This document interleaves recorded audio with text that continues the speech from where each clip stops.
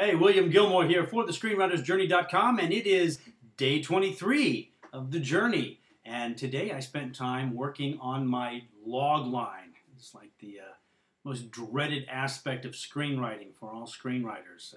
It's not fun. Loglines are the bane of my existence. That and the number 16 on a dartboard. I just can't hit number 16 to save my life. And I'm not much better off when it comes to writing loglines. I make the same mistake that a lot of screenwriters do, and that is we try to write our logline after the screenplay is completed. And so what we end up doing is trying to condense 120 pages of nuanced characters and layered action and all these different things that we put into that 120 pages and distill that down to a single sentence of about 45 words. And it's very difficult to do if you haven't thought about it ahead of time. Now, if we had started with the logline when we were outlining the story, and hopefully we're all doing outlines, right? Sometimes I do, but so you just want to get into that writing and get into the story because you've got this great idea and you just want to get going. But if you had started with the logline and established your premise, you would be letting the story flow from that logline. The 120 pages would come from the single sentence as opposed to trying to distill it down afterwards. It makes things a lot easier in the end, and it's something that I've got to work on and get going because it just makes things a lot easier. Now, a log line basically consists of three parts. They are your protagonist, what his goal is, and the antagonist who is trying to stop him from reaching his goal. You got those three things, you've basically got your log line. Now, the problem with doing it afterwards is you've got so many different things going on, you start to think, well, I need to include this, or I need to include that, because this is, what makes it great, and this is the hook, and these are the things that really are going to get someone to read my script when they read this log line. But when you try to put all that stuff into the log line, it just becomes messy and convoluted. It's all over the place, and it doesn't sell your screenplay. So if you're trying to work that screenplay, or that log line, down into a manageable piece, and you're having difficulties doing that, the problem may not be that you aren't good at writing a single sentence to capture the entire story. The story is probably the problem. You've probably overwritten the story and have too many things going on to make a concise log line. The log line basically is for a Hollywood film, and it's called a high concept story. And basically that's something that can be distilled down to one sentence or even a couple of words. One of the big examples that I see all the time in screenplay writing books is Jaws. And they always present them out, this is how easy writing a logline is. Shark terrorizes beach. We all know exactly what movie that is, right? Well, that's not really a log line. It's sort of a logline. It's just a little brief, it's a premise is what it is. It's the premise of the movie, Shark Terrorizes Beach. And sure, we all know what that movie is because we know the movie. Well, let's take that same structure, that same little premise, and just flip a couple of words in there and see if we know what it is. Ghost haunts house. Any ideas? I was thinking of the Amityville Horror, but it could be Insidious, it could be The Chosen, it could be any number of movies. It really doesn't tell us a whole lot because it's not specific enough, just like Shark Terrorizes Beach is not specific enough to be a log line. It's a premise, and there haven't been a whole lot of Shark Terrorizing Beach movies, Sharknado notwithstanding. It doesn't really terrorize a beach, though, does it? So I always hate that example when I see it in screenplay books, and it's used a lot because it's one that we identify with readily, but it doesn't really give you a good example of a log line. Now, for Jaws, something that's more in tune with the story would be police chief hunts shark that's terrorizing beach. That gives us a little more story on what's going on. It gives us our protagonist that the first one didn't, police chief. Gives us our antagonist, the shark, and sort of what's going on, and that is, the goal is that he's got to hunt this shark because it's terrorizing the beach. It's eating people. But even that is not a great log line for that movie.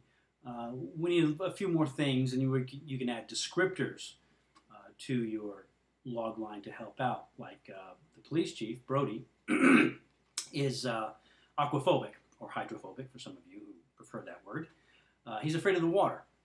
So he's got to battle a shark, which is in the water. So we've kind of raised our stakes a little by identifying him as hydrophobic, aquaphobic. We can identify the shark as a killer shark, so that there's the stakes are raised again. So he's got to go out there. He's got to stop this thing before more people are killed. And we could talk about the other characters, Brody or Quint, but they're not really necessary to the log line, to the basic premise of the story, and that is an aquaphobic police chief needs to head to the high seas to hunt a shark that is terrorizing his beachfront community at the height of tourist season. So we got, and that's a pretty good log line for Jaws. That tells us, what the stakes are. It's tourist season; people are being eaten. The water-fearful sheriff has to go onto the ocean to battle this beast from the depths. So it gives us a pretty good idea of what the logline should incorporate. So with that in mind, I wrote up a couple of versions. I did 3 of them. And I submitted them on a couple different forums that I'm on Facebook and asked for people's opinion and their advice. And you can see those 3 that I submitted in the text below. They are sort of weak. I wasn't quite sure what to do with them. The third one is actually looking at the story from a completely different angle. It looks at it from Rydell's point of view. And it sort of positions him as the protagonist, and he's not. But I did that to maybe give people another way of looking at the story, and maybe they would have some advice they could give me that could help me out, thinking outside the box a little bit. So I did get a lot of feedback, a lot of good feedback, actually. If you're curious, number 2 is the one that was selected the most, with number 3 actually coming in a very close second. Didn't care much for number 1. But the questions that they had were, well, who's the protagonist? You're talking about these 3 guys. Are all 3 of them the protagonist? Is there conflict among them? Where is this taking place? What are the stakes here? Just a lot of questions. So I had to go back and start looking at that again. And actually, the Jaws scenario gave me a clue on what to do with that, because I kept thinking, these 3 guys, there's so much going on with them, and it's got to be the 3 guys. But that's not really a protagonist. That's a group. Now, they could be, but as far as the story is concerned, they're not. My main protagonist, ultimately, is Shep. And that's one of my problems for the high concept formula. If I thought about this beforehand, maybe I would have changed the script slightly. But I've got 2 intertwining stories. I've got the story of Rydell and his dealings with Hiram and trying to track down the money that the guys have.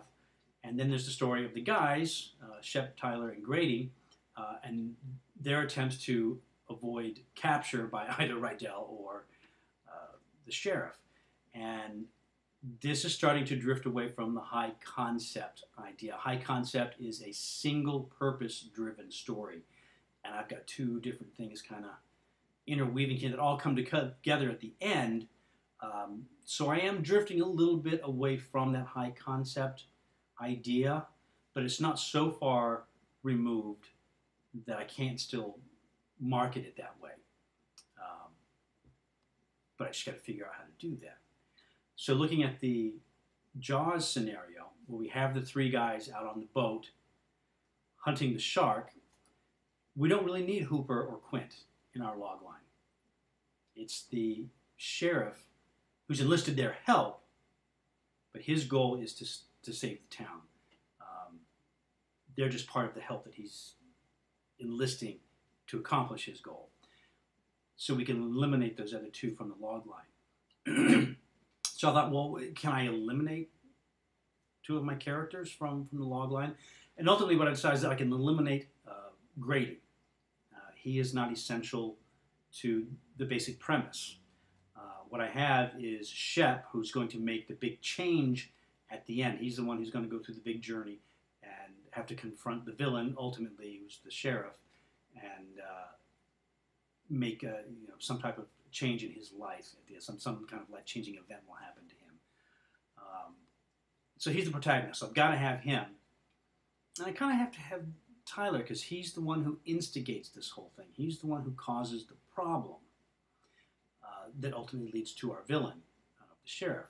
So it was when a man's brother makes off with the stash from a drug deal gone bad, the brother has to make a choice or face this ultimate end with the sheriff.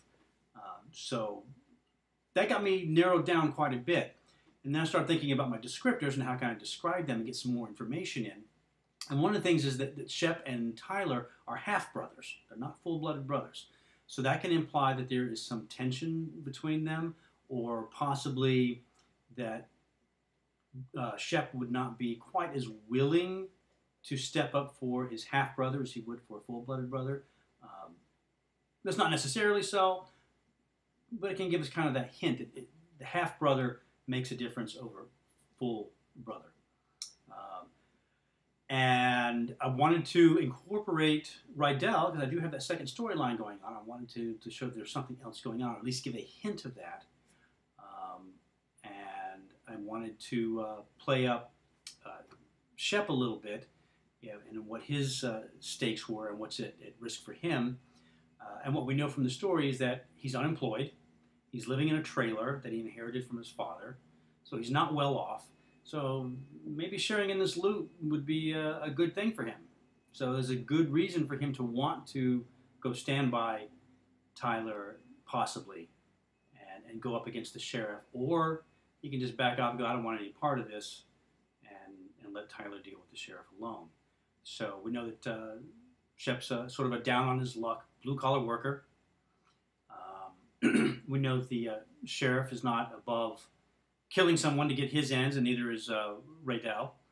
So how do we incorporate those kind of things into this one sentence? That's a lot of information, and we do that through descriptors.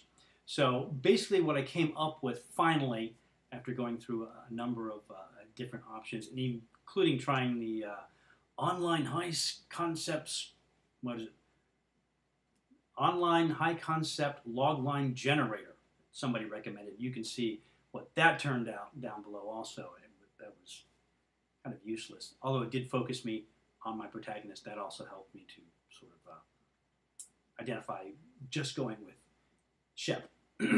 So ultimately what I came up with for my logline was, and so hanging on the side of the computer here, when his half-brother makes off with the stash from a drug deal gone bad, so we're establishing the half-brother, we're establishing that there's some drug play going on, and that there's been some kind of violence, something has happened. A down-on-his-luck blue-collar worker must choose to stand by his younger sibling or let him face the murderous wrath of a corrupt sheriff and his drug-dealing partner alone. So those are some pretty big stakes there for Shep to have to deal with. Stand by the brother or let him stand alone. He's down on his luck. Does he need the money? Can he get by without it? Does he want to go up against the murderous sheriff and the drug-dealing partner or not? We've sort of set up the idea that there's two different stories going on here. We've got the conflict between the two brothers, and we've got the story going on with the sheriff and the partner. So there's a lot going on there. Got that all down into one sentence. It is 44 words long, so I'm one word under the maximum. So that's good. You will find that the more high concept your screenplay is, the shorter this sentence will probably be. And the more you pull away from the high concept script, the longer it's going to be, because you got to add a little more information in there. So it's always a good idea to work on that log line before you start writing. That gives you, the premise that lays everything out for you, so you can keep everything in line. And if you want to change it at some point, you can. If you get this really cool idea while you're writing and it's going to alter things, but you got to keep in mind, if you want to sell it to Hollywood, you've got to keep that high concept script idea in mind. So that's what I have for today. I'll be back again tomorrow. I will probably be spending the next couple of days working on Everyday Clowns. So that's going to be a complete shift from what I've been doing, from The Secret Project, which is very dark, Come Ups, which is also very dark, lots of blood and violence, to this comedy about circus clowns. It's going to be a big shift for me. I'm not sure how I'm going to make that change, but I have a reading for an episode on Saturday at the IAWTV, and I don't have anything written yet. So I'm on a deadline for that. So that's probably what we'll talk about the next couple of days as I work through that. Anyway, I will see you back here on the blog tomorrow, and until then, keep writing.